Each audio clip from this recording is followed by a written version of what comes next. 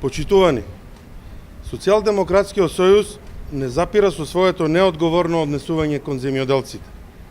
Лјупчо Николовски, од позиција на пратеник, во мај годинава ги посети земјоделците во Ресенско, ветувајќи дека по доаѓањето на власт на СДС, тие веднаш ќе бидат обештетени.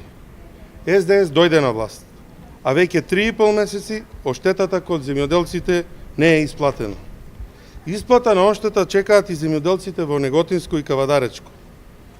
ВМРО ДПМН, додека раководеше со владата, формира стручна комисија која изврши процена на штетите и ги достави измештаите до Министерството за земјоделие.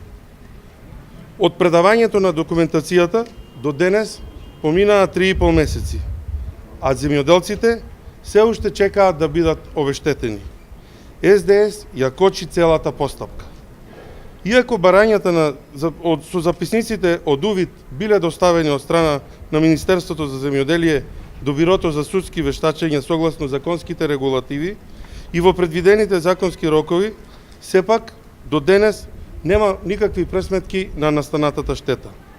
Информацијата до која дојде ВМРО ДПМН, а која имаат право да ја знаат оштетените земјоделци, е дека Министерот за земјоделство без размислување и трошка почит кон земјоделците испратил допис и побарал од Бирото за судски вештачења да не се постапува по барањата и записниците за утврдување на штети и побарал да му ја вратат целокупната документација во Министерството за земјоделство, шумарство и водостопанство.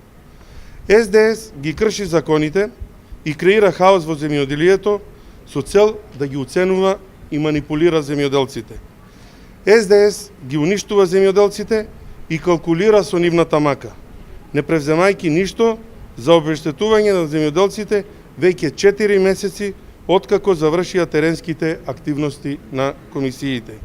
Го прашуваме министерот за земјоделие, Лјупчо Николовски, зошто не му дозволил на Бирото за судски вештачења да пресмета штета на уништените насади на оштетените земјоделци?